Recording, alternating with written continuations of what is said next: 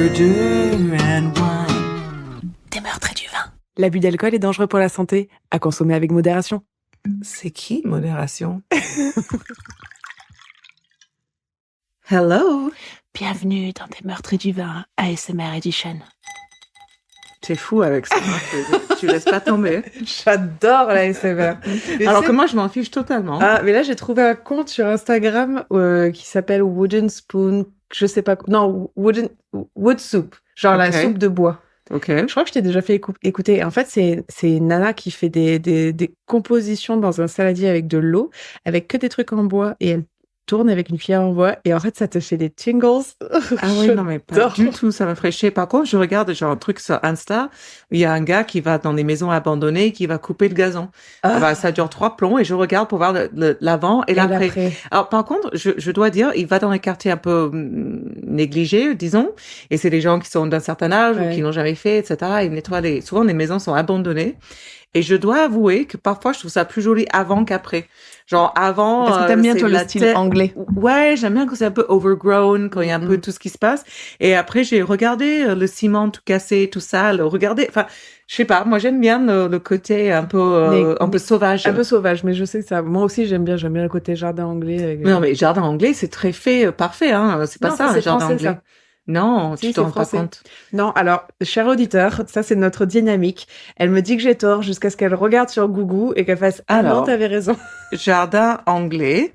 On va regarder sur Google tout de suite avec les auditeurs qui écoutent. C'est super parce que j'avais pas de sujet, donc ça m'arrange très bien. Jardin anglais, regarde, it's all bushy.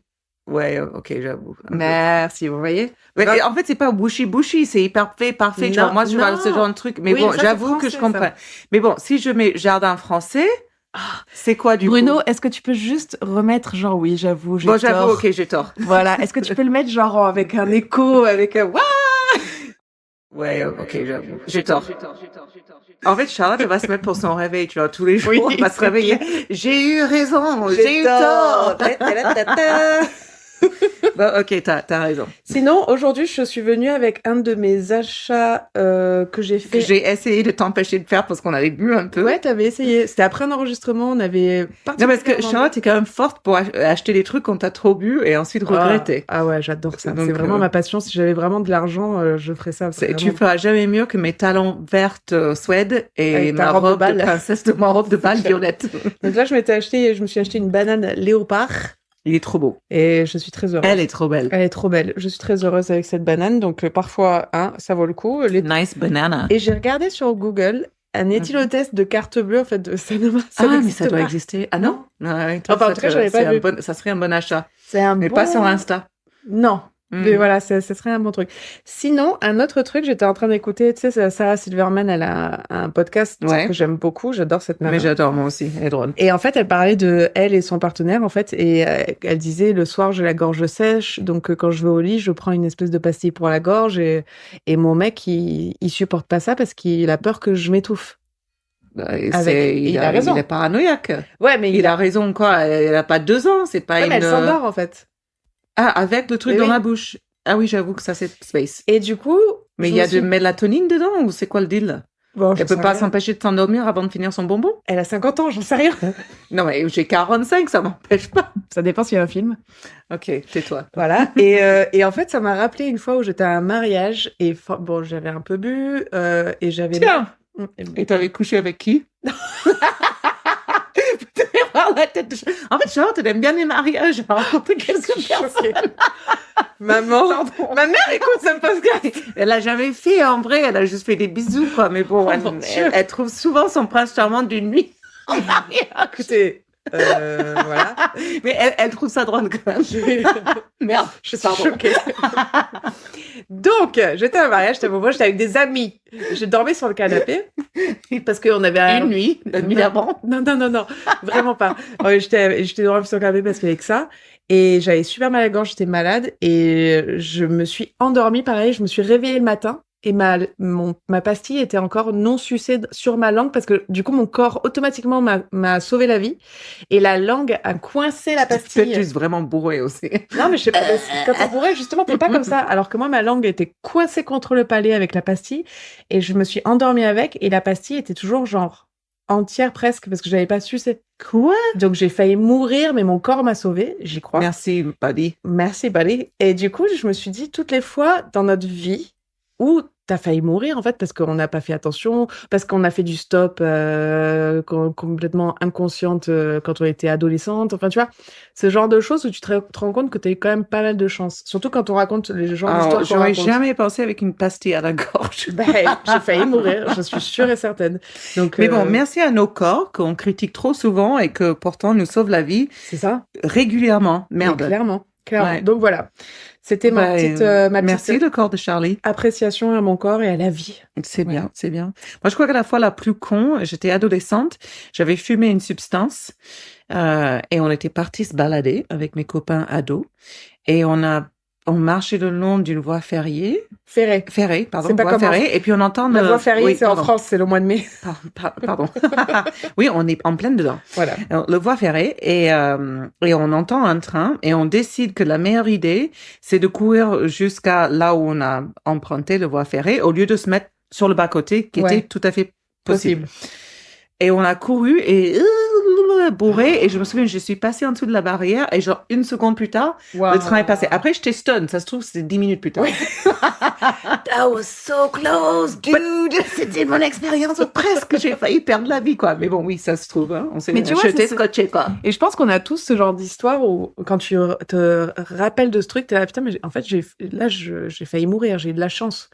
Tu sais, Ouais, quand- je pense qu'on s'en souvient quand on a les enfants, parce qu'après on s'est dit, oh putain. Non, j'ai pas Par d'enfant, exemple, le ouais. mien en particulier, tu le connais, moi quand il sera ado, je serai sur les qui-vive, quoi. Ouais. Ah, mais moi, c'est pour une des raisons aussi pour lesquelles j'ai pas fait d'enfant, et puis aussi parce que j'avais pas envie, mais c'est parce que je serais pas rano, mais un truc de malade, parce que moi, je suis désolée, maman, mais elle le sait.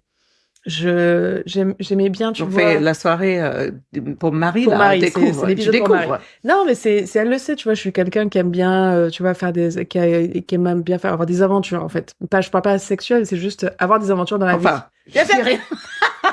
Des aventures dans la vie. Et en fait, tu te rends compte que, ouais, ben, les aventures, c'est génial. Genre, quand je suis partie à Londres avec 0 sous, j'ai eu une expérience extraordinaire, j'ai rencontré des gens extraordinaires, mais ça aurait pu être une autre histoire. ah ouais, c'est rigolo que tu parles de ça parce que nous, notre jeunesse, alors peut-être que pas, hein, moi je suis peut-être trop vieille, mais nous, j'ai l'impression qu'on a fonctionné, qu'on a fait plein de choses avec 0 thune. Oui. Dans notre enfance et même étudiants, etc. Je sais pas si c'est pour cette génération-là, ils ont pas beaucoup plus de mal parce que vu les prix, vu comment De ça tout. s'est envolé, je sais pas s'ils ont les mêmes opportunités que nous, on a Je sais eu pas. de faire des choses pour très peu cher, de demander de l'aide à des amis, de nous coucher, de Je sais voilà, pas trouver du des tout. billets d'avion, enfin partir sans 0 thune et C'est vrai. quand même t'en sortir. Moi, je sais me pas. souviens que la chose qui m'a le plus sauvé la vie, parce que je partais souvent, en fait, j'avais pas de thunes, j'étais étudiante et j'étais tout le temps en Angleterre ou, enfin, j'étais Ouais, toujours on à partait droite à souvent en gauche. Angleterre. Ouais, alors que j'avais pas de sous, je n'avais pas de sous. Mhm. Genre, je me souviens, une fois, j'étais à Londres de nuit, j'étais obligée de, les chauffeurs de bus me faisaient rentrer gratuitement parce que j'ai pas de sous, je suis désolée, je dois aller à l'aéroport. Et j'avais croisé un groupe de Français qui m'avait acheté une bouteille d'eau, tu vois, enfin, n'importe quoi. Ah ouais. Et mais j'avais rencontré un photographe, il m'avait fait me faire le tour de la ville, c'était génial. C'était Ah, la jeunesse. Ouais, c'était beau. Et il s'était rien passé, tu vois. Enfin, c'était juste une belle expérience. Mais c'est Mm. vrai qu'il faudrait que je demande à ma nièce qui a 20 ans si elle a possibilité. Mais on leur demande beaucoup très tôt et très jeune, je pense aussi maintenant. Mhm. Et J'ai l'impression que c'est plus dur. ils sont plus matures. Moi, ma nièce, Aussi, elle ouais. est plus mature que ce que j'étais à son âge, clairement, quoi. Donc voilà. Donc c'était ma réflexion du jour. Bon, Et ben, j'ai eu super. cette réflexion parce que je l'écoutais en venant chez toi, tu vois. Donc Ah ben parfait, ça nous a donné un sujet de discussion Voilà. parce que j'en avais pas. J'ai une semaine un merci Sarah peu, Silverman. Voilà, merci Sarah. Donc pas maman, si tu, j'espère n'écoutez pas jusque là. Bah, tu, Marie, écoute tout. Quel vin allons-nous déguster Alors, aujourd'hui? nous avons déjà dégusté un peu, t'as le pop. Ah oui, parce que que- du coup, Elle est arrivée en avance, on s'est dit, Ah, bon, il vous faisait connaissez beau. l'histoire. On s'est mis au soleil non mais ils connaissent sur la l'histoire. terrasse. Ils Oui, connaissent c'est vrai. l'histoire. Pas besoin de se répéter. Attendez. Oh. Voilà, c'était le pop. C'était un bon pop. Alors, Mais c'est mieux quand pour c'est en le live coup, quand même. parce que j'avais envie de goûter, bon, il y a un petit polémique, mais c'est Miraval, Côte de Provence. C'est Le Brad château Pitt? et Angelina Jolie à une époque. Yeah. Ouais. Alors, je dois dire, il est excellent. Mais il est très bon. Il est excellent. Après, bon, l'éthique dans moi me dit que je devrais pas l'acheter parce que je suis pas trop fan de cette histoire et de comment ça s'est terminé. Après, je me mêle pas mes pinceaux dans une histoire Alors, des cela autres. ne nous regarde pas. Voilà. Et il est excellent. Non, il est très bon. Je vraiment savais pas que c'était très, très bon. Donc, du coup, Mais tu sais que Brad Pitt, maintenant, a un studio d'enregistrement de musique qui est Non, je ne savais pas. absolument magnifique. que je ça suis m'étonne pas. fan. Il a tendance à s'investir et faire bien. Et il fait ça avec un Français qui est un ingé son de renom. Je sais plus du tout comment il s'appelle maintenant, mais très très bon. Donc Bah, bref, écoute. Miraval, ok, nice. Et Voilà. c'est Donc, très, ça sera très la bon. grande pub. On pourra taguer Brad Pitt. Brad Pitt, si Taguer tu... le château de Brad Miraval. Pitt, si tu nous entends. On mettra un petit côté. Je pense pas qu'il parle français encore. Hein, quand Brad même, Pitt, if you're malgré toutes listening ces to me, années. my phone number is 07. Donc c'est un code de 555. 555. 555. Exactly. That's nice. 2023. And Brad Pitt, we love your wine. So, yeah. Voilà. Donc, Merci, Brad. merci Brad. On passe à mon histoire, parce qu'on est sur une histoire singulière. Au singulier ou une histoire singulière? Histoire singulière. C'est mon histoire, Charlotte n'a pas d'histoire. Non. Voilà. Et donc, elle est longue. Tenez-vous prêts. Je commence. Bah oui. Voyons voir. Je pense que c'est un bon Donc, moyen. it's the pillowcase killer. On a entendu parler? Je ne crois pas. Alors, c'est complètement fou parce que c'est très récent et personne ne connaît cette histoire. Et moi, je suis tombée sur un documentaire sur 3 épisodes. J'ai taffé pour faire cet épisode, ce qui me ressemble pas parce que normalement, je fais le bare minimum. Et donc, S'il vous plaît, un peu d'applaudissements pour Sarah. Merci. Donc, est-ce que vous saviez que tu Est-ce es que vous avec saviez- une taille d'oreiller? Quoi? Tu es avec à la Une taille tête d'oreiller, une tête d'oreiller. Une thé d'oreiller. Tête Thé. d'oreiller. Ah, Thé. thé d'oreiller. Voilà. C'est marqué comme ça, mais. Il suffit que de 2 à 3 minutes pour tuer quelqu'un. Avec une thé d'oreiller? Ouais. Alors attends, est-ce que tu mets la tête dans la thé? Non. Il y a le coussin, il y a le thé, et puis. Ah oui, mais il y a le coussin dedans. Oui, bah oui. ah mais oui, bon. parce que j'allais dire, avec la thé d'oreiller, tu peux y être pour 3 Alors, jours. it's the pillowcase killer in English. Ah, moi, je l'ai traduit comme meurtre avec thé d'oreiller.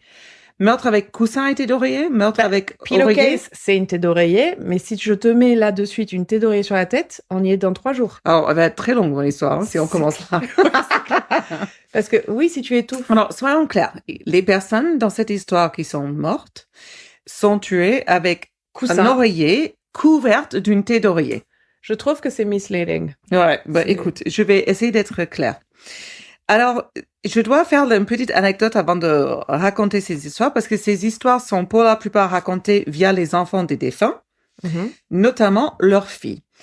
Et un truc que vous allez voir qui est très étrange pour moi, c'est que les enfants des victimes aient gardé les oreillers et thé d'oreiller utilisés pour tuer leurs parents. J'arrive toujours pas trop à comprendre, mais voilà, c'est Chacun un gère, truc. voilà. On est au Dallas, au Texas. On va commencer avec Leah Corkin, elle a 80 ans. Sa fille l'a décrit comme gracieuse et toujours maquillée. Important. Comme oui.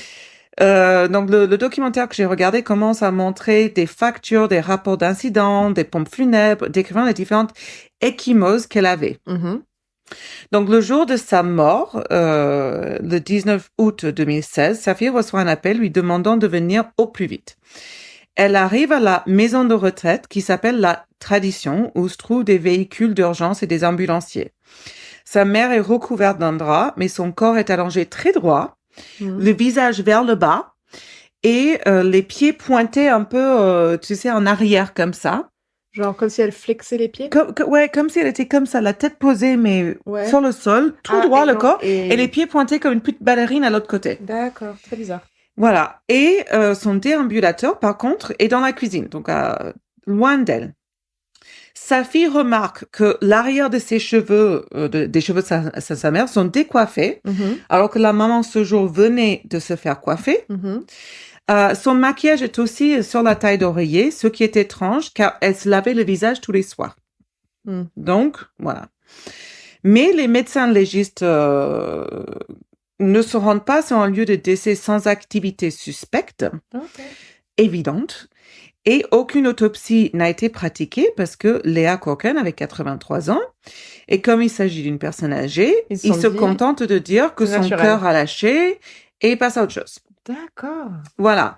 Donc, la communauté de la maison de retraite. Alors, je vais continuer à utiliser le mot maison de retraite. Des fois, je vais changer. Mais en fait, aux États-Unis, ça s'appelle une communauté de vie indépendant. Donc, je vais expliquer un peu plus tard. Et ça s'appelle The Tradition, la tradition.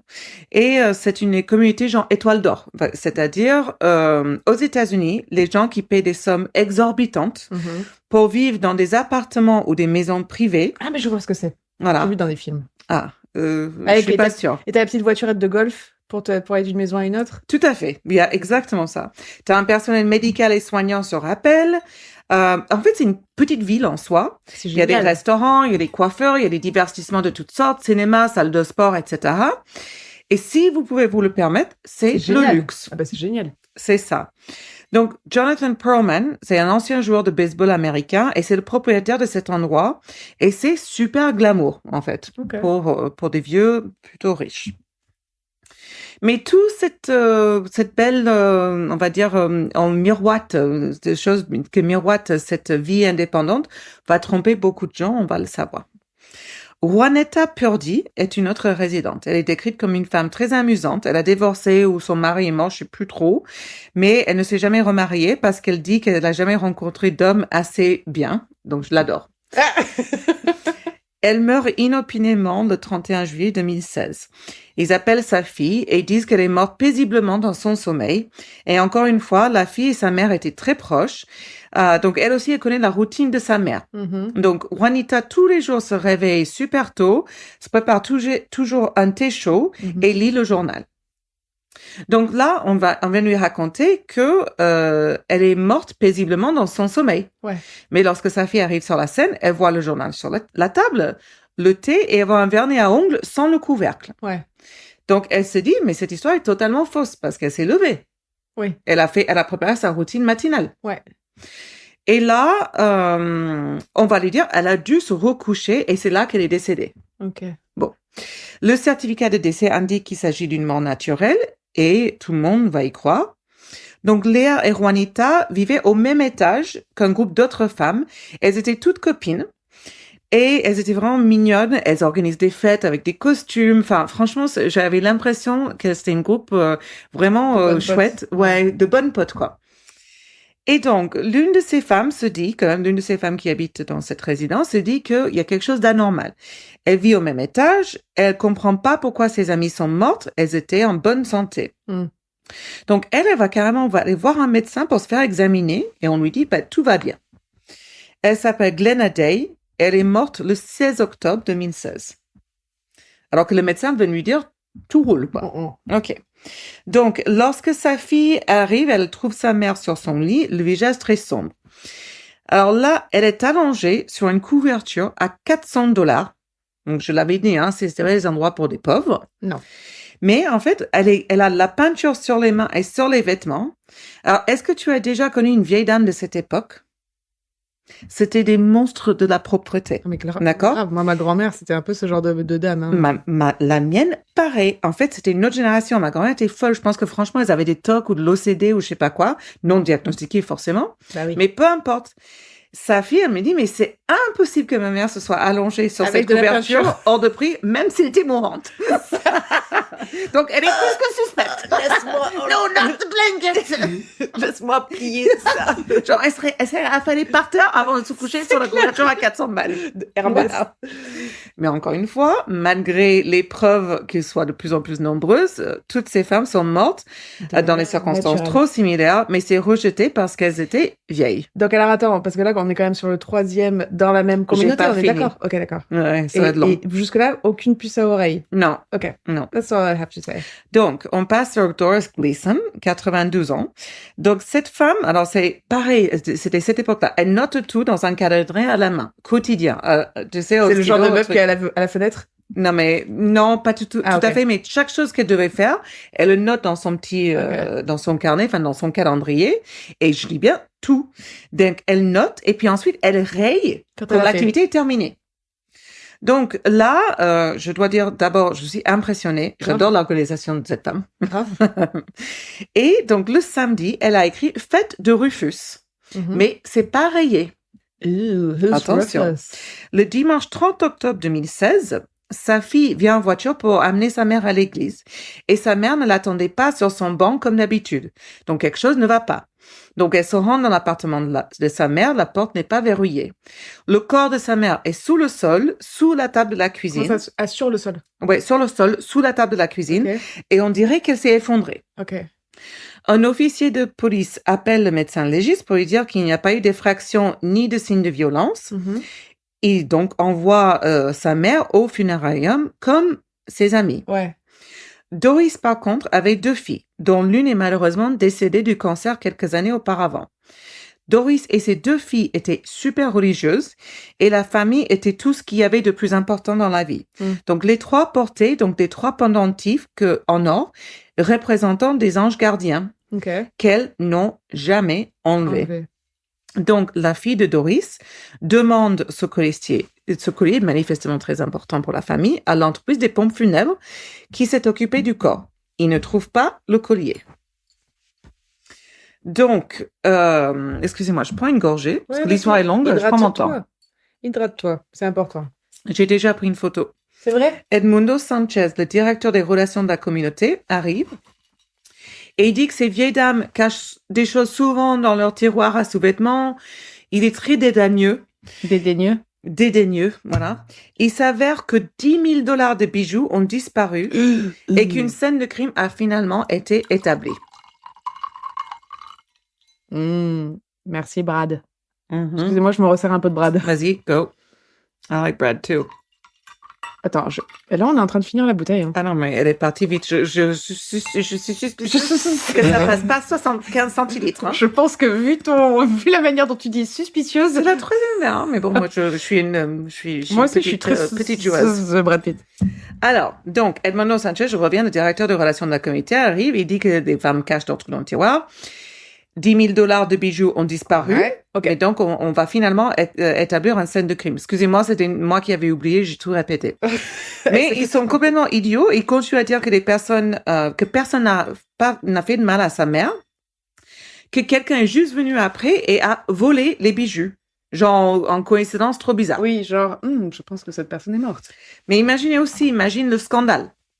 Là, cet endroit, donc cette maison de retraite, cette vie de communauté indépendante, cet endroit prendra plein la gueule si on apprend que les personnes âgées ne sont pas protégées et soignées, mais assassinées et volées. Donc, on pourrait penser que ça serait un peu désastreux, et je suppose que personne ne voudrait que cette information soit divulguée. Divulgué. C'est marqué. Tu galères, hein. Ta gueule. Ta gueule. Aujourd'hui, c'est Duolingo pour Sarah. Fuck off. All right. Norma French, 87 ans. Donc, elle décède le 9 octobre 2016. Elle s'est fait voler son alliance en diamant de sa main. Ses enfants arrivent au moment où les ambulanciers partent. Ils prennent des photos de son corps, les enfants, hein. Ils enlèvent même le drap. Et le corps est positionné exactement comme celui des autres victimes, en ligne droite, le visage vers le bas, les orteils pointés. D'accord. Encore une fois, le directeur de la communauté dit qu'il s'agit d'une cause naturelle, mais il y a du sang sur le tapis, son repas n'a pas été étanché et il y a des empreintes de pas. N'a pas été quoi? Touché. Ah, touché, ok. Merde. Revenons à Leah Corkin, la première victime dont j'ai parlé. Oui. Donc, sa fille s'est rendu compte que les bagues de sa mère avaient disparu et comme beaucoup de femmes, elle ne les avait jamais enlevées. Enfin, l'alliance, c'est quelque chose pour beaucoup de femmes qu'on n'enlève pas. Bon, après, avec l'âge, parfois oui, parce qu'elles y vont plus. Mais non. Bon, sa fille, elle dit le contraire. Ouais, non. Les vieilles, elles gardent vraiment tout. Même le doigt, il a la forme de la bague. C'est ça. Juanita Purdy, pareil, qui avait également 80 ans, je ne sais pas si je l'ai dit, surprise, ses bijoux avaient également disparu. Elle, par contre, Juanita, elle avait fait évaluer tous ses biens. Donc, les enfants, ils vont trouver ces documents, mais pas les bijoux. Et là, on parle de plus de $30 000 de bijoux. Waouh. Ouais, à cette époque, mais ma grand-mère aussi, quand elle est décédée, elle avait une quantité de bijoux. En fait, c'est ça. de C'est qu'à l'époque, fric, c'était pas pareil que maintenant. Et c'est ça. C'est qu'ils accumulaient des bijoux, mais des bijoux de qualité. Voilà, donc tout cela est signalé au moment du décès. Donc la police le sait, même ils savent qu'une putain de montre Rolex figure parmi les objets disparus quand même. Enfin, je veux dire, waouh quoi. Ouais. De plus, cette communauté de retraités, donc ce bâtiment, habituellement, ils ont 3 décès par an, ce qui est assez peu par rapport aux maisons de retraite Oui, parce qu'ils sont basiques. Voilà, semble-t-il. Mais là, on va compter en plusieurs mois et tous ces vols qui sont commis, on compte déjà 4-5 décès. Ouais. Mais personne ne tire la sonnette d'alarme. Donc, je reviens encore parce que je dis, mes grands-parents, ils avaient vécu dans ce type de communauté pendant un certain temps. Et il faut savoir que pour y habiter, d'accord, il faut être relativement en bonne santé. Moi, mes grands-parents, il faut même être en bonne santé. Dès que vous avez un souci, vous êtes transféré en hôpital, en centre de soins ou éventuellement des soins de fin de vie, mais ne pouvez même pas rester dans l'appartement en location, dit centre de vie indépendant, si vous n'êtes pas indépendant. Le mot dit tout. Ok. Vous devez pouvoir vous lever, faire vos courses, aller au restaurant. Du moment que vous êtes alité, votre maison, vous allez partir et il va être loué à quelqu'un d'autre. Donc, c'est vraiment ça, c'est un soin. C'est pas une maison de retraite, c'est ça, c'est pour ça que je dis, c'est la maison de retraite comme on le conçoit à la française. Bon, ils vont arriver en France parce que nos vieux, ça va être une machine afrique maintenant, et nous aussi. Bien sûr. Mais en tout cas, voilà, c'est très particulier. Et donc, ça explique que le nombre de décès les années précédentes était bas, qu'il y a que 3 par an, et n'explique pas du tout le cas de décès naturel en continu de ces femmes. C'est très étrange. Donc, Rachel Nelson, c'est la directrice générale, elle informe les familles que des vols se sont déjà produits auparavant et qu'elle soupçonne les ambulanciers. Cette information est transmise à la police par les enfants des personnes décédées et la police de Dallas ouvre une enquête et commence à interroger les témoins, dont Edmundo Sanchez, le directeur des relations avec les communautés. Il répète que les ambulanciers sont les seules personnes non surveillées capables de commettre ce type de vol. La police demande s'il y a des caméras de surveillance. Et dans cette communauté riche de chez riche, il n'y a bien sûr aucune caméra au 3e et 4e étage. La police a quand même l'impression que quelque chose ne tourne pas rond, mais la maison de retraite n'informe pas non plus la police qu'il y a eu des intrus en novembre et décembre de la même année. Et un suspect qui correspond parfaitement à la situation, ils le savent qui c'est, mais ils ne disent rien. D'accord. Les ambulanciers sont blanchis en avril 2017 et l'affaire est classée, aucune arrestation n'est faite. La fille de Doris Gleason demande à ce qu'on lui envoie les dossiers de la police, du médecin légiste ainsi que celles tenues par la maison de retraite. Et là, il trouve des informations et une description de l'intrus. Elle trouve également l'acte de décès de Joyce Abramovitz, décédée le 18 juillet 2016 de cause naturelle, toujours. Elle a aussi d'autres rapports de décès. Elle voit que le cas de sa mère n'est pas isolé. Elle envoie tout ça à un journaliste, mais ils sont pas intéressés. C'est vrai. Ouais. Donc, elle fait la chose la plus logique, sans autre issue. Elle poste un avis sur cette maison indépendante de retraite sur Yelp et Google. Okay. Et qu'est-ce que je te dis toujours? Lire les putains d'avis. Ouais, c'est vrai, je le fais pas. Moi, je suis affolée. Moi, je lis les avis avant tout. Ouais, tout achat, je lis les avis. Après, je me dis que les gens qui postent des avis sont soit des gens qui ont une expérience extraordinaire, mais en général, c'est les gens qui sont pas contents. Mais pour rien. Ouais, mais je suis pas sûre. Parce que là, écoute ça. Moi, j'ai hurlé quand j'ai entendu ça. Et écoute ce qu'elle a écrit. Entre guillemets, ça commence. La qualité et l'ambiance sont délicieuses. La sécurité est inacceptable. C'est peu dire, quoi. Merde. Et tu vas voir, elle a eu raison. Je poursuis. Elle va, dans cet commentaire Google, elle va décrire le décès de sa mère, le vol, l'enquête de la police. Enfin, elle va donner une quantité de détails. Elle est très claire. Pourquoi il fait pas un truc sur Internet, genre sur... Enfin, tu vois ce que je veux dire? Mais c'est ça, c'est un avis Google qu'elle a mis. Ça va pas vraiment... On est en 2016, elle peut... Non, elle poste ça en mars 2017. Ouais, enfin... Parce qu'il y a aucun avenue. La police ne l'écoute pas. La maison de retraite lui dit que tout va bien. Le médecin légiste lui dit que c'est cause naturelle. Elle a plus d'autre chose. Donc, elle met ça là-dessus parce qu'on ne l'écoute pas. Ok. Donc, là, quand elle pose cet avis et à ce moment-là, les décès dans cette maison d'indépendants de retraite, ils s'arrêtent. Mais en septembre 2017, des femmes commencent à mourir dans un autre endroit, plus petit, situé dans un comté voisin, dans une petite ville appelée Frisco. Donc là, on retrouve Marilyn Bixter, 90 ans. Sa fille disait que sa mère vivait sa meilleure vie. Elle était la mère de 5 enfants. Elle est investissée avec succès. Ouais. Du coup, ses enfants ont voulu s'occuper d'elle et lui ont aménagé un appartement dans cette maison de retraite qui s'appelle Parkview. Marilyn aimait tellement ce lieu, cet endroit, cette maison, que eux, ils l'utilisaient constamment dans leurs citations et dans les photos, dans leur matériel de marketing. Ah ouais. D'ailleurs, tu regardes Parkview et Marilyn, il y a sa tête collée de partout. Ok. Elle s'est fait un tas d'amis. Sa meilleure amie, Helen Lee, âgée de 82 ans, et elle dînaient ensemble tous les soirs. Ok. Helen Lee était une couturière et une travailleuse acharnée, décrite comme une aimante et attentionnée par sa petite fille. Marilyn vivait au premier étage et Helen au troisième. L'escalier qui les séparait était toujours déverrouillé et il n'y avait bien sûr aucune caméra. Donc Dawn Louis était une aide-soignante privée et elle va témoigner à ce sujet. Elle dit qu'il faut passer normalement par la porte d'entrée et s'inscrire. Normalement. C'est comme ça, le process normal. Tu passes par le bureau d'entrée, Je suis par là une pour porte voir, d'entrée, machin. tu t'inscris, etc. Ouais. Tout à fait. Mais les gens passaient n'importe quelle porte et elles étaient toujours déverrouillées. Et un jour, elle voit un homme noir, bien habillé, entrer dans le bâtiment. En noir ou blanc? Non, un homme noir, Ok. bien habillé. Elle le voit rentrer dans le bâtiment. Elle, comme c'est une aide-soignante qui est souvent sur les lieux, elle se dit, je ne l'avais jamais déjà vu, et elle doit déjà s'inquiéter parce qu'elle voit ses portes ouvertes de partout. Et comme on dit toujours, tous les héros ne portent pas de cape. Elle va lui demander qui il venait voir, et lui va répondre, Maria de la salle à manger.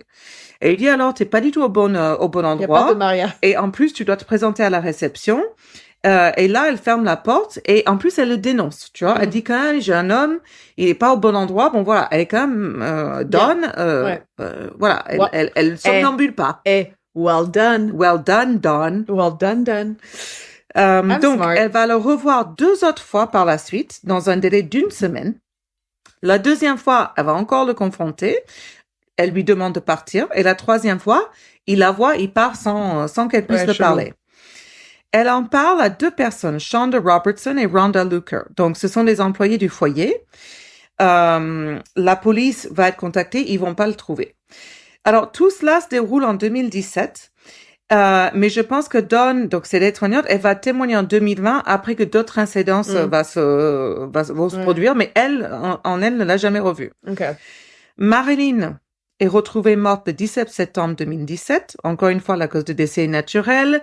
Sa fille demande quelles sont les chances qu'elle tombe parfaitement droite entre la table basse et le canapé. Tu vois l'espace minuscule et le droit devant, genre pas du tout le corps droit. Ouais. Tu vois, l'espace est tout petit. Enfin, c'est trop bizarre. Et en plus, ses lunettes tordues vont être jetées de l'autre côté de la pièce. Ok. Bon. Il faut voir la photo que tu peux voir en ligne, mais tu vois que l'espace est super étroit, donc elle serait cognée en tombant. Enfin bref, c'est pas du tout ça.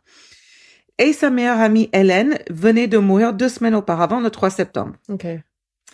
Elle ne se présente pas à l'église. Sa petite fille la trouve sur le sol de sa chambre. Son petit sac est rempli de nourriture. Tu sais, elle se rendait probablement dans la cantine commune avec son dîner préparé pour manger avec Marilyn. Les coïncidences abondent, mais personne ne fait le lien entre les décès survenus dans les 2 communautés de retraite. Ah oui.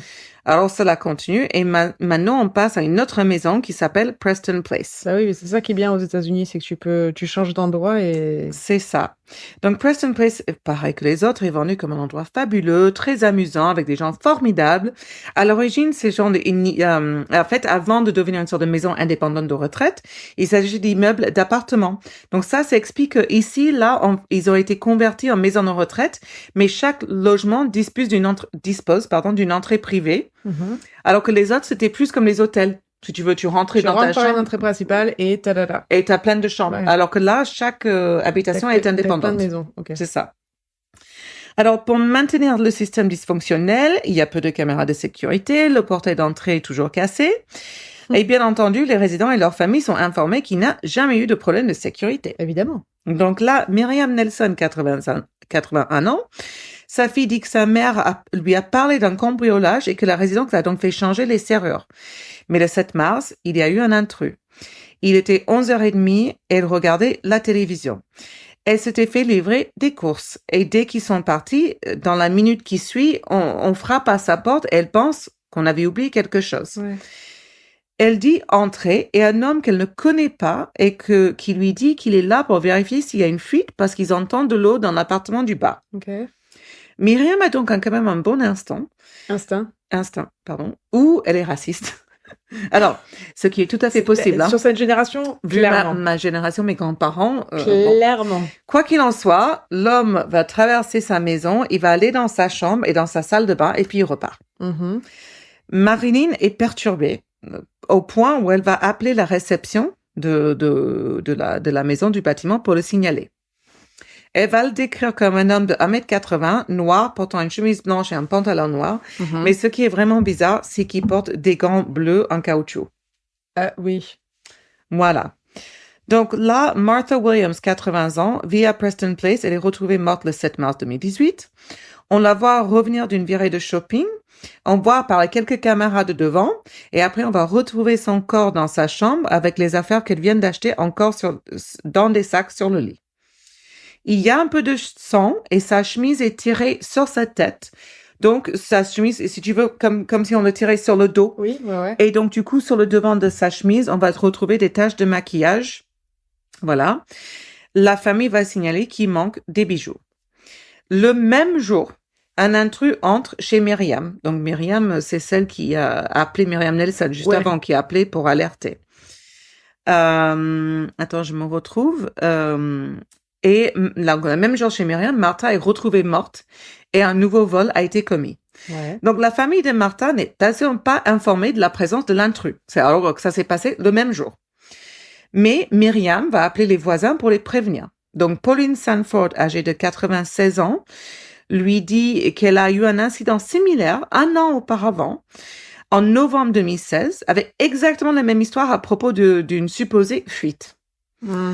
Pauline lui dit que sa fille était en route pour aller la chercher, d'aller déjeuner, alors le gars, il va partir. Mm. Elle le décrit de la même manière que les autres personnes l'ont vu. Le mec noir, bien habillé, nanani nana. Donc maintenant, tout le monde est surpris parce qu'ils se demandent pourquoi nous n'avons pas été informés de cela. Ouais. Donc les vieux commencent à papoter, ils ont etc. raison. La famille de Myriam sait que quelque chose ne va pas et donc son petit-fils va aller chez elle et va venir, il dit, je serai chez toi dans moins d'une heure pour la protéger. On est au Texas, il est armé, pas surprenant. Et le lendemain matin, il va se rendre à l'accueil du bâtiment. Il va se rendre à l'accueil. Il est contrarié par le manque flagrant de sécurité. Il s'avère que la maison de retraite Preston Place a été achetée par de nouveaux propriétaires un mois auparavant et qu'un audit de sécurité était en cours. Ils ont reçu aucune information sur des morts suspectes Mhm. et des vols lorsqu'ils ont acheté la maison de retraite. Ils disent qu'ils ont engagé plus de personnel de sécurité, mais les nouveaux propriétaires ne parlent toujours pas de décès très récents. Myriam se sent rassurée. Donc, même si elle ne retrouve pas son collier en diamant qui se trouvait dans sa chambre. Mm. Malheureusement pour Myriam, son corps est retrouvé le 9 mars 2018. Mais en plus, désolée, je fais une parenthèse, mais Tu peux malheureusement, ce genre de truc dans les maisons de retraite, même les maisons de retraite super friquées et super sécurisées, ça arrive, les vols, enfin, c'est affreux, mais ça arrive. Et ça J'entends, arrive. mais là, à la quantité, à la Ah vitesse, non, ça c'est sûr. là, c'est quand même Parce que fou. moi, tu vois, je sais, avec ma grand-mère, quand elle était dans une maison de retraite en France, elle s'est fait voler des trucs, c'est sûr. Bon, après, elle aussi volé des trucs. Ça m'étonne pas des vieilles. Hein. Ma grand-mère, c'était une voleuse. Hein. Tu sais, quand tu sortais du restaurant, il y avait le petit truc de bonbons là que tu pouvais prendre. Ma grand-mère prenait une poignée, le mettait dans son sac, alors qu'elle manquait pas d'argent et la tienne non plus. Non, c'est clair. Ouais, c'était notre époque. Très Elles drôle. avaient vécu la Grande Dépression. Oui, tu sais. c'est au cas où. Au cas où. On sait jamais. Genre les cure-dents. Ouais, on sait jamais si jamais un jour t'as besoin de Les cure-dents. petits paquets de sucre. Bah oui. Comme Ross dans Ouais, Friends. dans c'est ça. Friends. Donc voilà, donc c'est la fille de Myriam qui va la retrouver.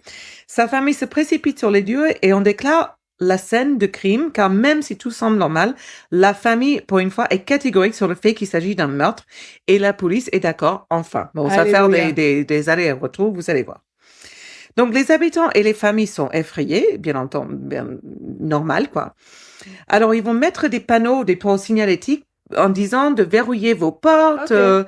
demander qui sait si quelqu'un frappe à la porte. Les panneaux, les signalétiques décrivent l'homme et la situation comme il s'est passé. Ouais. Mais le management de Preston Place enlève ces petits panneaux le jour même. Quels enfoirés.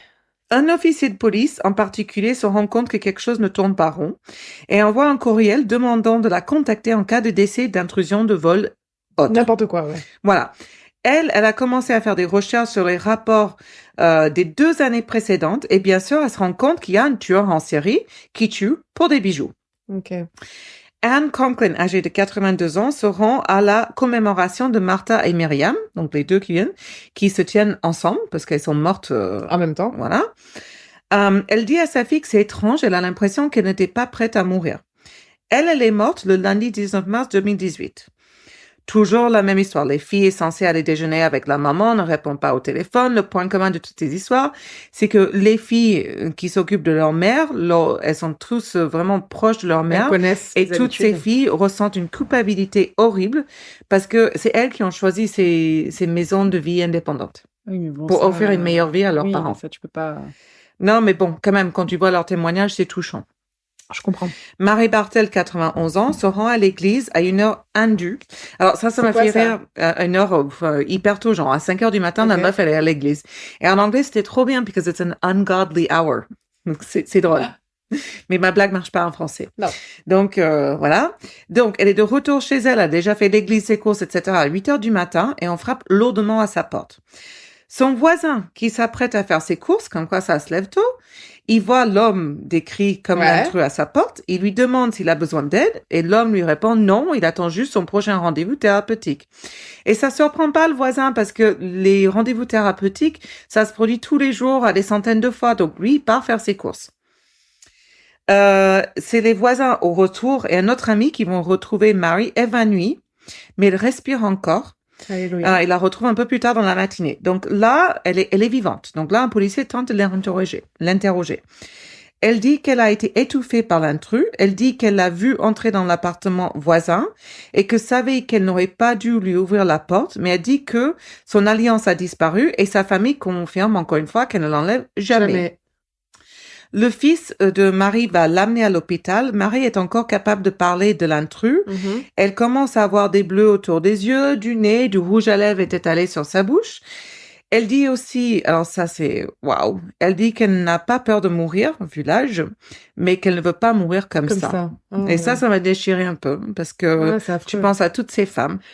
Ouais, c'est affreux. Mm. J'allais dire un truc sur. Après, je peux parce que l'épisode sort lundi. C'est comme tu vois quand Richard Ramirez il est Non, allé tu sur veux pas, Richard Ramirez, c'est pas sorti, c'est lundi là. Oui, mais Il aura après. Oui, c'est vrai. Et Merde. quand il On est s'attaque. dans un time warp.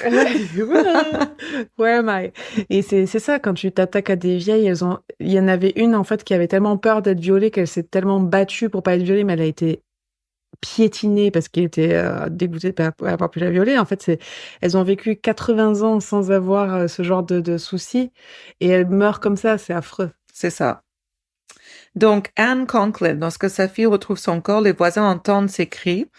Un détective se trouvait à proximité et déclare immédiatement qu'il s'agit d'une scène de crime et demande s'il manque des bijoux. Donc là, on commence un peu à comprendre.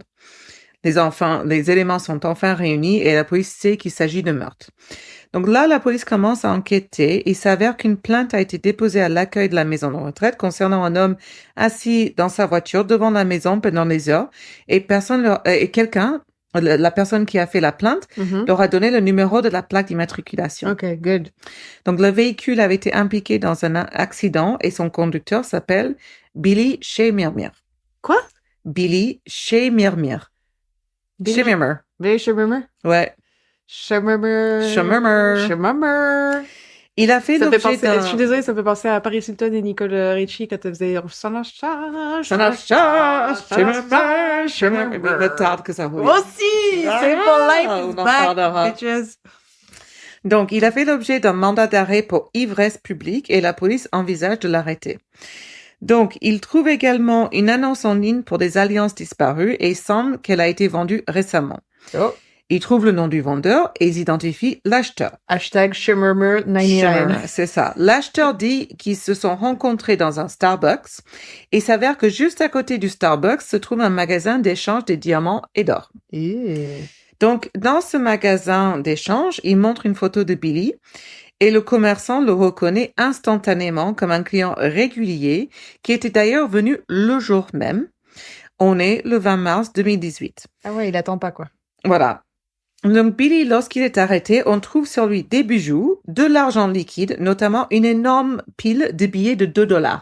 Tu sais, aux États-Unis, tu as des billets de $2. $2? Ouais, c'est assez rare. Et d'ailleurs, Parce que j'en ai jamais vu, ouais. c'est 1, 5, 10, 20, etc. Et Mais ouais. il y a des billets de $2. Ok. Et c'est vrai que moi, à mon époque, mes grands-parents m'en offraient, je les gardais de côté parce que c'était rare. Voilà. Donc, suspect. Il vient également de jeter un coffret à bijoux rouges dans une benne à ordures près de son domicile. Et elle a manifestement été fracturée. Mhm. Donc, ils s'inquiètent immédiatement de l'identité du propriétaire et trouvent un élément qui leur permet d'identifier une femme qui s'appelle Lou T. Harris, 81 ans. Ils se rendent rapidement à son domicile et forcent l'entrée. Ils la trouvent morte à l'intérieur. Putain, mais ça fait combien de victimes? C'est C'est ça. énorme. Ils inspectent les oreillers. Ils trouvent un avec du rouge à lèvres. Ouais. Voilà. Ouais. Lou Harris, avait été vu au bureau de poste à 16h30 et la police arrive à son domicile à 18h. Waouh. Ouais. Comme quoi, ils étaient là, Ouais. ils perdaient plus de temps. Ouais, rapide. Donc, la description détaillée par Marie Bartel de son agression, qui a survécu, et l'intrus, c'est la clé de succès de l'accusation. Ok. De même que la boîte à bijoux qui est ouais. retrouvée. Mais aussi, on va se rendre compte plus tard que l'ADN de Billy se retrouve sur de nombreuses scènes de crime. Et donc, toutes ces familles commencent à comprendre ce qui est arrivé à leur mère. Petit à petit. Donc, Billy Shemermere, il s'avère que Lou Harris avait l'habitude de conserver et d'offrir des billets de $2 pour les anniversaires et d'autres occasions. Elle en achetait toujours en grand nombre dans un ordre séquentiel. D'accord. Dans la voiture de Billy Shemermere, il y a aussi les clés de la maison de Lou Harris. Ah, c'est Donc, suspicious un peu comme ça. Aussi, il y a plein de Very suspects. suspicious. Il a aussi fait ses courses dans le magasin où Lou Harris venait de se rendre. Ils l'ont identifié sur les caméras de surveillance, Il est pas très en train de suivre des femmes âgées dans ce magasin à de nombreuses occasions, pendant des heures à des jours Ah différents. ouais. En gros, il harcelait des femmes âgées. Ouais. Lors de l'interrogation de police, Billy déclare qu'il est aide-soignante, qu'il cherche du travail, il n'est jamais entré dans une maison. Il avait acheté la boîte à bijoux dans un vide-grenier. Lorsqu'il est confronté à des preuves, il continue de mentir. Margaret Ayara elle était la petite amie lorsqu'elle a témoigné, mais là, dans mon histoire, c'est l'ex-petite amie de Billy. Elle va témoigner. La police l'interroge à 3h du matin. Donc là, quand ils arrêtent Billy, ils vont aussi arrêter Margaret, avec une mandat de perquisition. Donc Margaret, petite amie de Billy. C'est ça. Ok. Elle ne sait pas où il se trouve. Elle est choquée qu'il soit recherché pour meurtre. Mais dans leur maison, parce qu'ils vivent ensemble, ils trouvent des téléphones portables, des bijoux et d'autres objets permettant d'identifier les victimes. Margaret se dit bouleversée, mais la police trouve étrange quand même qu'elle ne s'interroge pas sur l'origine de tout cet argent. C'est clair. Elle nie catégoriquement être au courant de quoi que ce soit. Et comme il est du genre à tout contrôler, la police pense peut-être qu'elle ne le sait pas. Billy est originaire du Kenya. Il est issu d'une famille nombreuse. Et quand je dis nombreuse, je dis nombreuse parce que je parle là de 28 enfants. Wow. Fucking vagina. Oh, ouais, c'est clair. C'est plus un vagina. Ouais, c'est peut-être pas la même mère, mais en tout cas, wow, quoi. Ouais, c'est un chou-fleur. Ouais, ça doit le marquer un peu quand même. Alors, il est arrivé aux États-Unis grâce au parrainage de sa sœur en 2003. C'est un grand buveur qui conduit plusieurs fois en état d'ivresse. Il est également violent et abusif. Il a attaqué Margaret avec une casserole, l'a frappée, lui a donné des coups de pied, lui a poignardé. Enfin bref. Comme Puff Daddy. Une autre histoire, on aurait pu en parler. C'est vrai. Donc, il avait été arrêté, mais Margaret n'a pas porté plainte, continué, et ils vivent ensemble, ils ont même un enfant. Et ils menacent de tuer Margaret et de ramener leur bébé au Kenya. Right. Donc là, la police commence à dire, bon, peut-être qu'elle sait pas, ou qu'elle volontairement va fermer les yeux, parce que c'est une femme... Parce qu'elle est battue. C'est ça, c'est une femme battue. D'ailleurs, il lui a même dit qu'il partait pour le Kenya le 18 juillet 2008 avec un aller simple et lui a montré le billet. Donc, imagine-toi à quel point cet homme était proche de s'en sortir avec tous ces meurtres. C'est clair. Donc, on revient un peu en arrière. Le docteur Catherine Sinclair, âgée de 87 ans, est décédée le 8 avril 2016. Son neveu appelle la police lorsqu'il apprend la nouvelle, car il sait que sa tante a été assassinée. Billy se trouvait dans la maison de retraite de Edgemere, le jour où Catherine a été assassinée. En fait, il a commis de nombreux meurtres à Edgemere entre avril et juin 2016. Les vidéos de promotion de cet endroit sont insensées. C'est présenté comme un rêve toscane, c'est super chic, mais chic pour les Américains, genre tout est hyper faux Oui. et ça doit coûter un putain de fortune, comme tous les autres endroits. Ils disent que tout le monde est en sécurité dans une communauté fermée. Et là, ce qui est intéressant dans cette histoire, et c'est pour ça que je suis revenue en arrière, c'est que les gardes de sécurité ont appelé la police à 2 reprises au sujet de Billy. Mais ils ont dit que c'était pour quelqu'un qui volait et pas pour tuer, parce qu'ils n'avaient pas compris. D'accord. Donc, à ce stade, la famille signale la disparition du coffre-fort et des bijoux de Dr. Catherine Sinclair. Et ils déposent même une plainte pour homicide. Mais la famille demande l'autopsie et ils empêchent l'incinération de son corps. Mais ils ne reçoivent jamais de copie de l'autopsie. On leur dit que la mort est de cause naturelle. T'as tout compris. Donc tout ça arrive 2 ans avant que Billy soit finalement arrêté. Donc tu imagines le désastre. Ah, non, c'est horrible. Il s'avère que l'autopsie de Catherine, quand on revient en arrière, correspond à un étouffement violent. Des vaisseaux sanguins ont été éclatés sous la pression, des ecchymoses autour de la bouche, une décoloration verte sur l'abdomen, ce qui indique qu'un genou a été posé sur elle pour la maintenir au sol. Comme George Floyd. Voilà, exactement. Billy travaillait à Edgemere sous le pseudonyme de Benjamin Koitaba. Il était employé, alors ça c'est super, par un intermédiaire d'une agence intermittente comme une tierce partie, en sorte que les personnes qui reçoivent ces aides-soignants dans les maisons de retraite n'avaient aucun contrôle sur les entrées et les sorties. Genre, il y a 40 000 entreprises avant de trouver la personne à l'origine qui effectue le contrôle de qui rentre. Parce que là, eux, ils utilisent une agence qui utilise une autre agence qui utilise une autre agence qui utilise une autre agence. Donc, tu peux être... Donc le contrôle, il y en a pas. Ok. En tant que Koitaba, son pseudonyme, en gros, il a reçu un avertissement. Mais il est nommé Koitaba, c'est pas Billy chez Myrmir, c'est Benjamin Koitaba. Donc, il va recevoir un avertissement par la police pour une intrusion en avril 2016. Et le service de sécurité va l'amener à sa voiture et lui dire « ne reviens pas ». Bien sûr, aucune famille n'est avertie de cette situation. On a d'autres victimes, dont Phyllis Payne, une autre femme, et Phoebe Perry. Je vais pas rentrer dans l'histoire de chacune parce que toutes sont identiques. Hein. Ouais, et puis il y en a beaucoup. Mais les agents de sécurité et la famille discutent du fait que les personnes n'étaient pas en hospice lors de ces morts à Edgemere. Et eux, par contre, donc des morts subites, il n'y en a pas eu un seul en 7 ans. Oui. Et d'un coup, ils en ont 4. Oui. Voilà, tout à fait. Donc, un agent de sécurité en particulier regarde dans son système de sécurité, comme quoi ils avaient quand même un système. Lui, il peut voir que dans de nombreux cas, la porte de ces femmes, donc il peut le voir avec l'agent, que les portes sont ouvertes de l'intérieur, comme quoi ils ont un système. Bah oui. Les portes sont ouvertes de l'intérieur puis refermées. Ok. Et après, 10 minutes plus tard, de renouveau, ouvertes de l'intérieur et refermées. Mais après le décès, est-ce qu'ils arrivent Ils n'ont pas cette information. Ok, d'accord. Lui aussi sait qu'une nouvelle personne est revenue qui frappe aux portes en disant qu'il s'occupe de l'entretien et il les vole. Il s'agit de Billy et il sait très bien qu'il s'agit de Billy parce que cet agent de sécurité, il va essayer de suivre les travailleurs pendant les changements d'équipe et entre 4 week-ends et autre chose. Voilà. Donc, lui, il se dit, les résidents, ils vont le voir souvent, du coup, ils n'hésitent pas à ouvrir leurs portes. Donc, cet agent de sécurité, ça s'appelle Josh Ellman. Et en fait, un jour, en fait, personne ne s'occupe de cette histoire, mais lui pense que c'est du vol. Hein. Il n'est pas au courant des décès ni rien.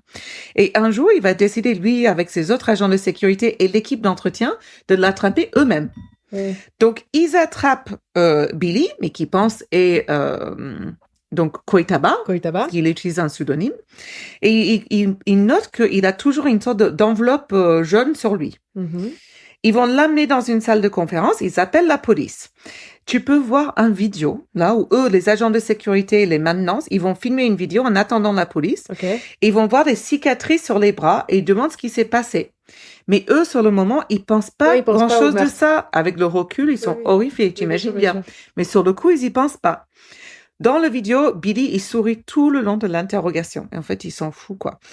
Dans l'enveloppe qu'on va trouver sur lui et qu'il voit dans toutes les caméras, ils vont trouver un pistolet déchargé, un aimant télescopique et un diamant. Pourquoi un aimant? Parce que l'aimant, prochaine phrase, moi aussi Ok. je me suis posé la question, servait à vérifier si les bijoux étaient vrais ou non. Non. L'argent, l'or et la platine ne sont pas attirés par l'aimant. D'accord. Donc du coup, il peut vérifier Donc il la avait le valeur. temps de vérifier. C'est ça. Ok. Donc, il est accusé d'intrusion criminelle, mais et aujourd'hui, les meurtres d'Edgemere vont cesser. L'équipe de sécurité sont super heureuses parce qu'ils pensent qu'on a attrapé le Le voleur. voleur. La direction n'informe jamais personne, et la police inclut, que des vols sont également liés à des résidents décédés. Donc, en juin 2016, Billy Koitaba est condamné à 70 jours de prison, mais il est libéré au bout de 12 jours. Et 18 jours plus tard, il se retrouve dans la résidence de tradition, là où on a Non. commencé mon histoire, et il recommence à tuer. Non. Putain, il perd pas le temps. Hein. Non. Donc, Josh, l'agent de sécurité en chef d'Edgemere, ne cesse quand même de penser à lui. Il est traqué. Ouais. Il montre les preuves à la direction et il lui demande quand même, est-ce que vous pensez qu'il a aussi assassiné ces femmes? Putain, le mec, il est bon. Hein. Ouais, Parce que il c'est est pas un bon. flic. Non. C'est un Non. agent de sécurité. Ça n'a rien à voir. Tout à fait. Non, mais c'est encore un héros qui ne porte pas de cap. Hein. Ouais. Et d'ailleurs, tu le vois dans le documentaire, il s'excuse auprès de famille qui lui dit, mais c'est pas votre faute, vous avez fait ce que vous avez pu. Mais grave. Parce que, en y pensant, attends, je me retrouve, parce que j'ai perdu le fil. La direction lui répond, on s'en occupe, ne va pas voir la police. Ouais. Et il faut se dire que lui, il a quand même un travail à protéger. Ouais, bien sûr. Voilà, il fait pas autre chose, mais bon, une fois qu'il a su la vérité, il se sent coupable. Bah, qu'est-ce que tu veux qu'il fasse? C'est ça. Donc, 6 mois plus tard, Josh va apercevoir Billy de nouveau de l'autre côté de la rue. Il va le filmer de son téléphone portable. Et il est vraiment choqué par le culot. Voilà. Il appelle la police pour genre la 3e, 4e fois. Ouais. Et Billy va dire à la police, mais je travaille de l'autre côté de la rue. Et la police ne fait rien. Ah, je trouve.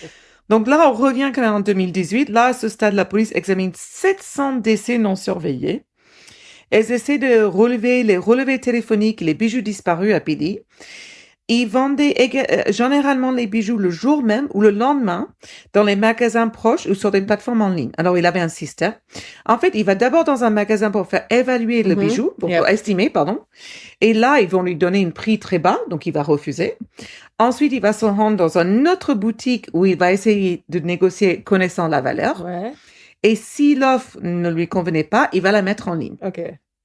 Donc, les registres montrent qu'il a vendu des bijoux à plus de 50 fois, par exemple, à un seul magasin d'échange de diamants et de l'or. Ouais. Les vidéosurveillances le montrent en train de rire et de serrer des mains, genre le maire du magasin, C'est clair. quelques heures à peine après avoir assassiné quelqu'un. Quelle horreur. Il dit que son travail consiste à acheter et vendre des bijoux et qu'il gagnait tout cet argent juste pour avoir une image de flambeur. Parce que Billy allait tous les soirs dans les clubs, dans les boîtes de nuit. Il achetait des boissons, il donnait des gros pourboires entre 2 et 300 dollars par jour, par nuit. Et c'est le Donc, t'imagines te mettre la tête tous les soirs et commettre tous les meurtres avec la gueule de bois. Quand même, moi, je me relève pas du canapé. Non. Donc, il est fucking motivé, Billy. C'est hein. clair, moi, je commence à étouffer quelqu'un Non, mais, avec un oreiller. clairement, c'était plus que ça. Il Je aimait m'endors. ça. Mais bien Non, mais sûr. il aimait ça. Mais il était addict à ça. Mais quelle horreur de dépenser cet argent dans les clubs. C'est ça, exactement. Donc, Carolyn McPhee est décédée le 31 décembre 2017. Billy était l'aide-soignant de son mari. Il se faisait d'ailleurs des chèques sur leur compte alors qu'il travaillait à leur domicile. Donc, elle n'était même pas sa patiente, il la tue. L'unité de CSI et la police vont inspecter et suppose qu'elle a eu un saignement du nez, ce qui a fait un anévrisme et qu'elle est morte instantanément. Enfin, c'est ça l'histoire de l'époque. Il y a des signes évidents sur lesquels la police aurait dû enquêter, mais ne le fait pas, comme d'habitude. La famille s'invente l'histoire, comme beaucoup de familles dans cette histoire, qu'une mort rapide et paisible et ne remet pas en cause le décès, comme pour d'autres, jusqu'à ce qu'ils voient le journal qui annonce la mort de Lou Harris. Donc, c'est celle qu'ils ont retrouvé la boîte à bijoux qui était chez elle. Donc, lorsque la police est revenue en avril 2018, la famille avait gardé les lunettes de Caroline, donc celle avec l'ADN de Billy qui retrouve dessus.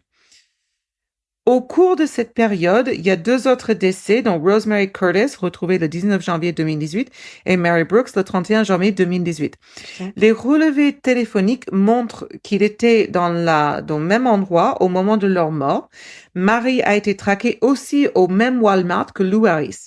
Ok. Les corps sont en train, d'autres corps, ils vont être exhumés, excuse-moi, pour rechercher d'autres preuves, et d'autres preuves matérielles sont recueillies. Et la police, attends, donc, excuse-moi, je me mélange des pinceaux dans ce que Vas-y, j'ai vas-y. écrit. Donc, il retrouve plein de preuves. Et il s'avère que ce qui tombe dessus, c'est l'avis Google, tu sais, du début Ah. de la femme, qui détaille la façon dont Billy avait commis ses meurtres. Ouais. Donc, est-ce que tu imagines savoir que tu savais ce qui se passe, personne ne t'écoute, C'est sérieux. et ton avis est enfin pris en considération parce que tu as laissé un commentaire D'un sur avis Google. Google. Google avis. Oh. Putain, ta mère est décédée, personne t'écoute et la police retrouve ton Google avis, quoi. Ouais. C'est Ouais, chaud. moi, C'est bizarre. Ouais. Ouais. Donc, toutes les maisons de retraite sont responsables et auraient pu empêcher cela. Bien on est sûr. d'accord. Bien sûr. À Preston Place, on a 7 victimes. En commençant par Diane Delahunty, retrouvée à l'âge de 79 ans le 6 décembre 2017. Même histoire que les autres. Ses amis sont paniqués parce que ces dames meurent toutes quelques minutes après avoir déjeuné avec elle ou autre. Et tout va bien? Donc, t'imagines les frayeurs de ces femmes. Ils savent aussi que cette femme était âgée, mais hyper forte et résistante. Elle a dû se battre contre lui, mais bon, il a quand même continué à tuer. Il y en a une autre, Mamie Delmia, le 8 décembre 2017. Là, j'en parle parce que c'est un mardi et l'autre, c'est un vendredi. Et une troisième fois, enfin, tu vois ce que je veux dire? Ouais, Enfin, il est c'est-à-dire, trop prolifique, quoi. ah non, mais c'est hallucinant. Et là, les familles, les résidents de ces maisons de retraite commencent à se rendre compte de ce qui se passe. Donc, ils commencent à se plaindre du manque de sécurité, des barrières cassées, d'autres problèmes. Ils demandent aux résidents s'ils veulent des caméras en raison des effractions, des personnes qui escaladent, par exemple, les cultures, toutes les bijoux disparus. Tous les résidents répondent par l'affirmative. Ils sont complètement ignorés. Ils supplient la direction de les aider. Une lettre sera envoyée à la direction. Le résident qui envoie la lettre ne reçoit jamais une réponse. Wow. Ils ne font rien. Ils n'alertent même pas les résidents. Ils ne font rien. Wow. Aucune des communautés de vie ne divulgue quoi que ce soit aux résidents ou à la police. C'est les résidents et leurs familles commencent à les documenter. Et ils protègent leur image. À prendre des photos, des vidéos différentes des problèmes, par exemple des portes qui ne ferment pas, ou même ils commencent à documenter des pierres qui vont être utilisées pour maintenir des portes ouvertes. Ok. Tu vois Ok. à quel point c'est. Donc c'est les enfants qui documentent avant que leur mère ne soit tuée parfois. D'accord, putain. Putain, tu te rends compte du truc. Ils vont en parler à la direction qui leur répond que cela n'a rien à voir avec les décès. Bien sûr. Et c'est alors qu'on entend parler de Kay Lawson. Donc, elle a appelé la police le 29 octobre 2017 pour faire face à une urgence après qu'un homme l'a attaqué dans son appartement. Je prends une petite gorgée, moi aussi. Donc, je te laisse devenir comment elle a été attaquée. Et qui elle a décrit. Et qui elle l'a décrit? Oui. Ah, parce qu'elle a réussi à le décrire avant d'être attaquée? Oui, Ah, mais parce que elle est pas là, elle est pas morte. Ah, elle en a deux je sais qui pas. sont pas mortes. Un Mary homme, et un Kay. homme black bien habillé Tout avec à des fait. gants bleus? Alors, c'est là quand même, j'en parle parce que bon, c'est le deuxième qui a survécu. Et en plus, elle a réussi à survivre en jouant le mort, en faisant le mort. Oh merde. Et d'ailleurs, quand il part, elle continue à faire le mort. Bon, je sais pas si c'est par peur ou parce que voilà, je pense que c'était par peur. Mais il revient. Apparemment, il se rend compte qu'il a fait tomber quelque chose par terre et elle continue à faire le mort. Sinon, elle serait morte. Ouais, mais de ouf, quoi. Bravo, Kay. C'est clair. Donc, c'est la première personne connue à avoir survécu. Plus tard, on aura Mary. Et ça arrive 4 mois avant Mary. Donc, mais c'est seulement 6 à 8 semaines après 2 autres meurtres. Donc là, la police recherche l'ADN sur l'oreiller de Kay et sait qu'il appartient à un homme noir. Ils ne font rien de plus et au moins 11 autres personnes seront assassinées. Donc, en 2018, le 20 mars, Kay est capable d'identifier immédiatement Billy dans une séance d'identification. Billy continue de refuser d'admettre quoi que ce soit lors des interrogations de police, bien qu'il soit possible de le relier à tous les meurtres. Les preuves physiques, des témoignages, matériels et électroniques abondent. Un grand cabinet d'avocats du Texas commence à réunir des victimes pour préparer leur défense. il passe des centaines, voire des milliers d'heures pour rassembler des documents et enquêter. Ils se rendent compte que c'était vraiment facile de commettre ces meurtres dans ces communautés de luxe, soi-disant. Okay. Et c'est d'ailleurs eux qui contactent les familles des victimes potentielles et non la police. Ok. MJ, la fille de Leah Corkin, la première victime que j'ai citée, est contactée par ce cabinet d'avocats. Elle recueille des preuves depuis longtemps et devient un élément clé de l'enquête. Elle est également très proche d'un grand nombre d'employés de Tradition Prestwood, la première communauté dont j'ai parlé où vivait sa mère, et elle commence à les appeler pour savoir ce qu'ils savent. La réceptionniste refuse de lui parler, donc furieuse, MJ, elle laisse un message à Jeff Wells, le directeur général adjoint. Alors qu'elle attend que Jeff la rappelle, elle reçoit un appel d'un dénonciateur le 15 décembre 2018. Donc, cette personne, elle connaît très bien MJ et sa mère, et il affirme que le président directeur général de Tradition Prestonwood, Jonathan Perlman, le joueur de baseball, il a tellement peur que quelqu'un appelle à ce sujet qu'on leur a donné à tout le monde qui travaille dans cet établissement, on leur a donné un script. Genre, si quelqu'un appelle, vous suivez le script et vous ne dites rien d'autre, sinon vous êtes renvoyé. Wow. Donc, petite hydratation. Merci. Elle reçoit un rappel de Jeff Wells le lundi suivant. Et devine quoi, ce mec, pour de vrai, il est en train de lire le script. Que le dénonciateur lui a partagé 2 jours avant. Génial. Oh putain. Ah, moi, je me mettrais à dire la colère. Ah ouais. La colère. Donc là, elle leur demande donc à Jeff Wells si Billy Shemermere, il a déjà été à Tradition. Jeff Wells répond non, jamais.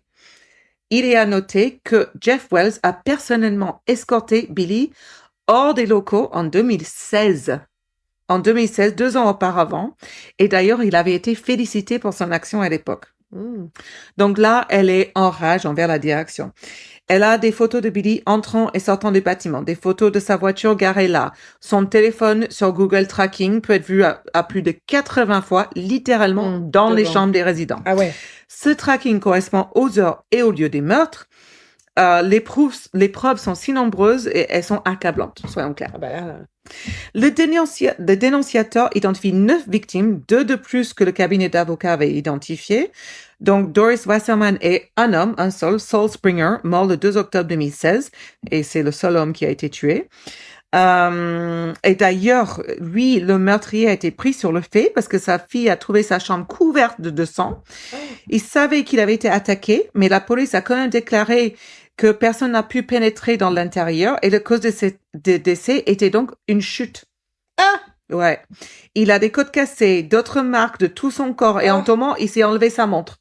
Bah oui. Magique, quand même. Mais il y a même une pince sur l'évier, comme quoi quelqu'un était rentré pour faire des travaux. Oui, mais c'est dans la chute, souvent tu mets des pinces sur les éviers. Oui, bien sûr, bien sûr.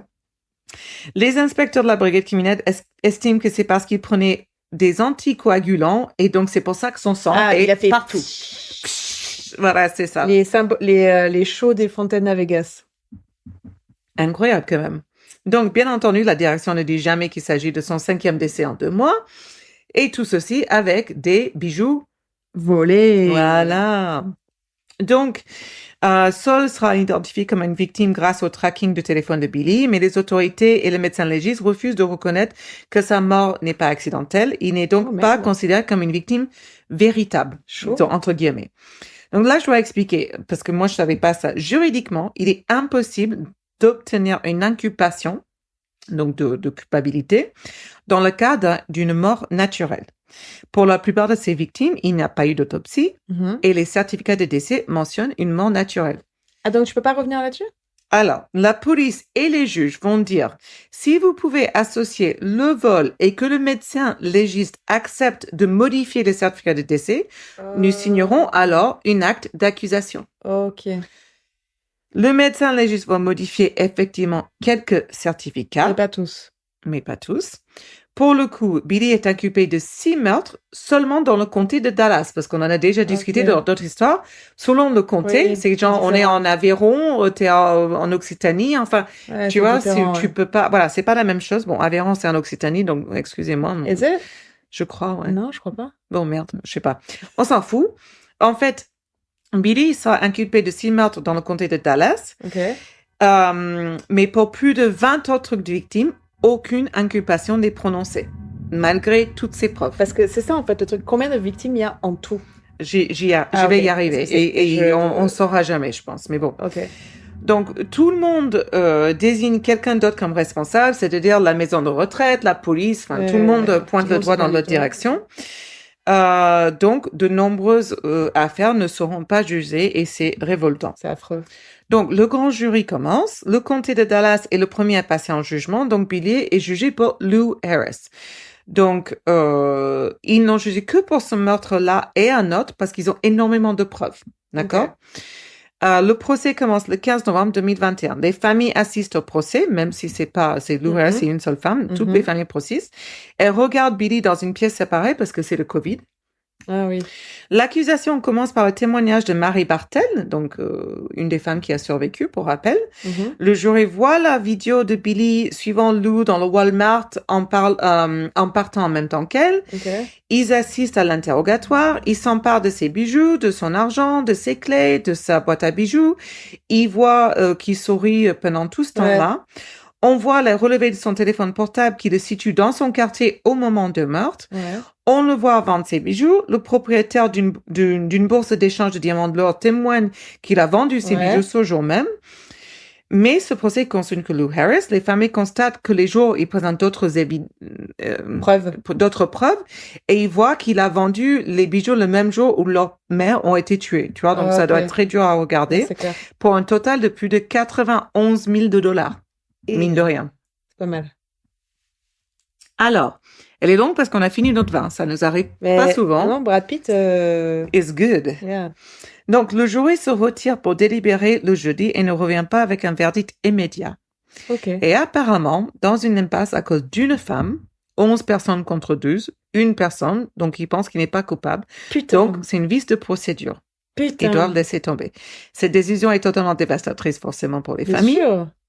Billy reste en prison en attendant un nouveau procès pour Lou Harris. Oh mon Dieu. Billy, arrogant comme un cul, il fait un podcast pour dire « Je suis innocent », il ment continuellement, il dit qu'il a acheté les bijoux légalement, il dit qu'il n'ira jamais en prison. Le nouveau procès démarre le 22 avril 2022. Là, les familles sont autorisées à être présentes dans la salle d'audience et Billy ne se retourne jamais une seule fois pour les regarder. Là, on va présenter toutes les mêmes témoignages et la seule différence entre ces deux, et ça, je trouve ça assez intéressant, ils présentent pas la vidéo où Billy est interrogé. Parce que la police avait choisi de faire une interrogation un peu en fake. En fait, ils disent, ouais, on sait tout ça, alors qu'ils savaient pas, en fait, ils mentent. Mais il y a certains États où la police a le droit de mentir. Ils ont le droit. Ils ont le droit de faire ça en cherchant des aveux. D'accord. Ouais, parce qu'en France, parce que s'il fait les aveux, ben voilà quoi, peu importe ce qu'on a dit.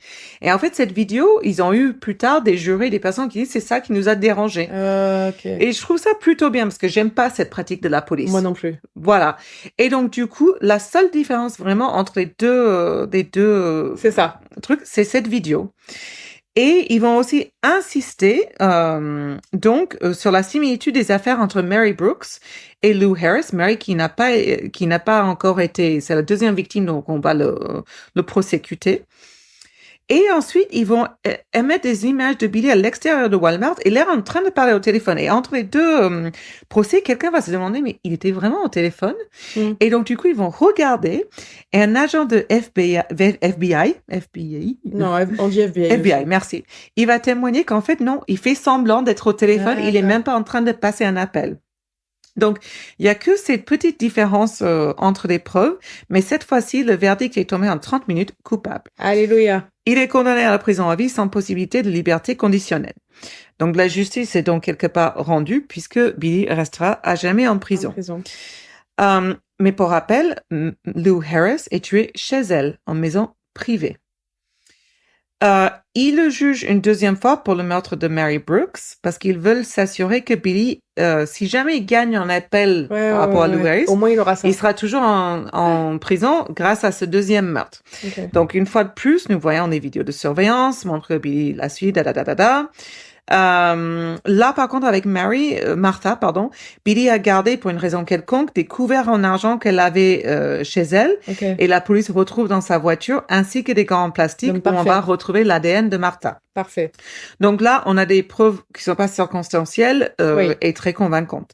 Donc, il est reconnu coupable une deuxième fois, condamné à perpète, sans possibilité de liberté conditionnelle. Donc, ces deux familles obtiennent justice, mais toutes les autres affaires, donc toutes les autres que j'ai parlé, sont classées sans suite. En fait, et toutes ces autres meurtres sont commis dans des maisons privées, ces maisons de retraite privées. Mais ouais. On passe à un autre comté. Et en fait, là, encore une fois, ça coûte tellement cher en argent public à faire ce type de procès qu'ils se demandent, est-ce que je dois le faire? Est-ce que ça vaut le coup alors qu'il est condamné 2 fois à perpète sans liberté conditionnelle? Et la réponse qui leur est arrivée, non. Ouais. Il ne sera pas condamné. Donc, toutes les affaires, toutes ces affaires dont j'ai parlé sont classées sans suite. Ok. Mais on sait que voilà. Le juge autorise toutefois toutes les victimes possibles à faire une déclaration. Tu sais, c'est pas vraiment je sais pas comment t'appelles ça, il y a une sorte de séance avant que la personne est condamnée. Les familles de victimes qui parlent. Exactement. Donc, chaque famille dispose de 2 à 3 minutes pour parler. Ils ont imprimé des énormes photos de toutes les victimes. Alors, on est au Texas, donc toutes les familles sont super religieuses et toutes les condamnent à l'enfer, parce que je suis désolée, c'est attendu pour les chrétiens en Amérique. Bah oui. Sans vouloir offenser, mais au lieu de dire on te pardonne, c'est non, tu iras en enfer. Bon, c'est très chrétien américain. Bah, Jésus pardonnait quand même beaucoup. Hein. Ouais, c'est ça, c'est ce que oui. je dis. Mais bon, après, je suis pas religieuse, donc je suis un peu offensée. Go Jesus. Mais bon, je suis pas offensée à ce que Billy soit en enfer. Hein. Ça m'apporte peu parce que je crois pas. C'est ça. Il y en a une femme qui va dire que toutes les mères étaient précieuses et que le contraire de précieux est sans valeur et que Billy est sans valeur, ce que je trouvais très juste. Oui, c'est joli. Mais ma phrase préférée reste quand même un mec qui a été succincte. Pour ici en enfer, espèce de merde. You fucking whore, bitch. C'est ça. Piece of shit. Donc, bien entendu, les maisons de retraite de luxe ne sont absolument pas tenues comme responsables. Évidemment. Donc, on va quand même chercher à obtenir un règlement à l'amiable. On est quand même aux États-Unis. Donc, Edgemere a eu 4 décès confirmés. Ils ont réglé 2 d'entre eux. Parkview à Frisco, 2 femmes ont été tuées, une autre victime de tentative d'assassinat. Là encore, ils ont conclu un accord. Preston Place a fait 7 victimes et une tentative de meurtre. Tous ont été réglés. Tradition Prestwood, 9 meurtres pour autant que nous le sachions. Certaines affaires ont été réglées et d'autres continuent à faire l'objet d'un litige. La plupart de ces maisons n'ont pas répondu avec un élément clair, mais tous disent avoir amélioré la sécurité, bla. Ce qui est évident, c'est que les résidents n'ont jamais été prioritaires par rapport au profit. Bien sûr. Et en fait, je me dis que alors que nous nous dirigeons vers un monde où nos parents ou nous-mêmes et de nombreuses personnes âgées vivront dans des maisons de retraite, on doit s'inquiéter sur notre sécurité, leur sécurité, réaliser à quel point elles sont vulnérables. Bah, bien sûr. On le sait déjà, par exemple, avec ta belle-mère ou ta maman qui reçoit un appel, oui, donnez-moi je suis le prince du Kenya. Et encore, le prince du Kenya, c'est autre chose. Ils sont devenus vachement plus subtils. Hein. Oui, c'est vrai que maintenant, c'est votre... On est orange. En fait, il y a un problème sur votre ligne. Facture. Quel est votre numéro de... Enfin, tu vois ce que je veux dire? Appuyez sur ce lien. Cliquez sur ce lien. C'est ça, ou même les SMS. Enfin, le subterfuge est énorme. Votre cadre de sécurité sociale. Et vu qu'ils n'arrivent pas à faire la part des choses, du qui est juste, qui est pas juste, etc., on a vraiment à s'inquiéter. Oh oui, moi je me ferai avoir, c'est sûr. Voilà. Tous on se fera avoir un moment ou un autre. En fait, ces personnes sont vulnérables.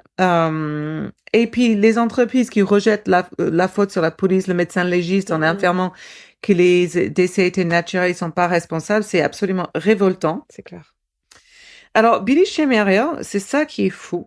C'est absolument le plus grand tueur en série que le Texas ait jamais connu, si ce n'est pas les États-Unis, parce qu'on a clairement pas réussi à relier tous les morts qu'il a fait, et la vitesse avec laquelle il a fait était frénétique.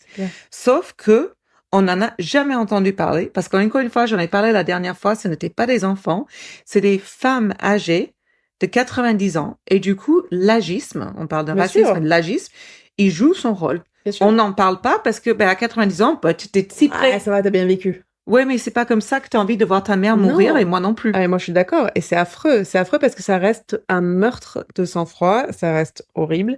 Ça reste ta mère, ta Qui a grand-mère. pris plaisir. Bien sûr. Ouais, clairement. Et je suis pas. Enfin, tu sais, il y a ce truc où c'est comme le syndrome de la jeune fille blanche qui disparaît. On en entend beaucoup plus parler que si elle était de couleur, etc. Mais c'est pareil pour ça. C'est pas sexy, des vieux. C'est clair. Et donc, si on finit, une histoire qui commence mal se finit bien, Billy est mort le 19 septembre 2023. Donc, encore une fois, je dis moins de fric pour le contribuable. Moi, ça me va aussi. Il est retrouvé mort dans sa cellule. Son compagnon de cellule s'appelle Wyatt Ellis Busby. Il dit que Oh, mais c'est quoi ces noms? Ouais, je sais, ouais. Je me Busby. Il dit que Billy a fait des remarques sexuelles sur ses enfants. Il l'a battu à mort. Yeah! Motherfucker! Yeah! Et ça, c'est l'histoire du tueur de l'oreiller avec un taille d'oreiller. Une thé d'oreiller! Thé d'oreiller, merde! Ça fait 20 ans que j'ai taille d'oreiller, pas thé d'oreiller. Ouais, il faut changer. Mais Ouais. je connaissais pas du tout. Ouais, tu vois. Mais c'est intéressant, c'est affreux. C'est intéressant, c'est un peu, j'étais inquiète parce que l'histoire est un peu répétitive, mais au final, je l'ai trouvée intéressante parce qu'on parle pas assez des histoires Non. comme ça, des morts, il doit en avoir plein d'autres, C'est de comme nos anciens. c'est comme la femme tueuse catcheuse là que t'as Ah fait. oui, la Elle tuait- grand-mère, Là, ouais. elle tuait que des vieilles. Oui, tout à fait. C'est ça. Et en fait, ça met vachement plus de temps à venir. C'est ça, à élucider, ouais. C'est Voilà. clair. Donc voilà ma petite histoire. Et la prochaine fois, ça sera le tien. Oui. Tu me fais des caresses de Ludie. Depuis tout à l'heure, Charlotte, elle est tranquille avec Alors, son verre. caresse mon de chien. Ludie, c'est son chien. Hein, Oui, mon chien, ouais. Qui est un amour qui véritable. est sur le canapé, que j'aime et qu'il adore qu'on parle de meurtre. Ouais. Voilà. Sur ce, bonne soirée. Bonne soirée, Bonne journée. et puis on se retrouve la semaine prochaine. Des bisous. Bye. Ciao. Si t'aimais ça, like and subscribe.